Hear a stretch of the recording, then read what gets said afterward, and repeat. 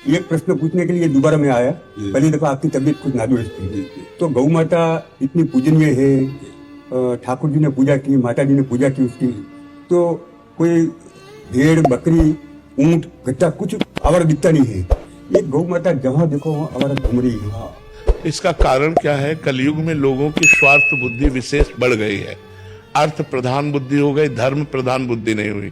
धर्म का ह्रास होने के कारण जो हमारा धर्म का मूर्तिमान स्वरूप गौ है उसका तिरस्कार हो रहा है कि गौ सेवा मोक्ष की भी प्राप्ति का हेतु है, क्योंकि स्वयं भगवान श्री कृष्ण ने परब्रह्म परमात्मा होते हुए भी गौएं चराई, गौओं की सेवा की। गौओं का दुग्ध जो है वो हमारे हविष्यान्न में आता है, यज्ञ की पूर्ति होती है, देवता प्रसन्न होते हैं और सारे विघ्नों का नाश होता है। स्वयं भगवान के श्री अंगों में गौ का गोबर लगाकर और गौ की पूंछ से निर्विघ्नता का प्रमाण दिया जाता था। तो ये गृहस्थ लोग जो आज दुखी अशांत, भाई भाई में झगड़ा, पूरे घर में अशांति छाई, उसका कारण यही है, धर्म का लोप हो जाना। अगर एक गाय एक बछड़ा आंगन में बछड़ा कूद रहा है और गाय के गोबर से लिपा हुआ आंगन है और गौ के दूध से भगवान का भोग लग रहा है तो सारे विघ्न नष्ट हो रहे हैं। लोग जान नहीं पा रहे हैं, लोगों की स्वार्थ बुद्धि हो रही महाराज, इसलिए हमारी गौओं की दुर्दशा हो रही है।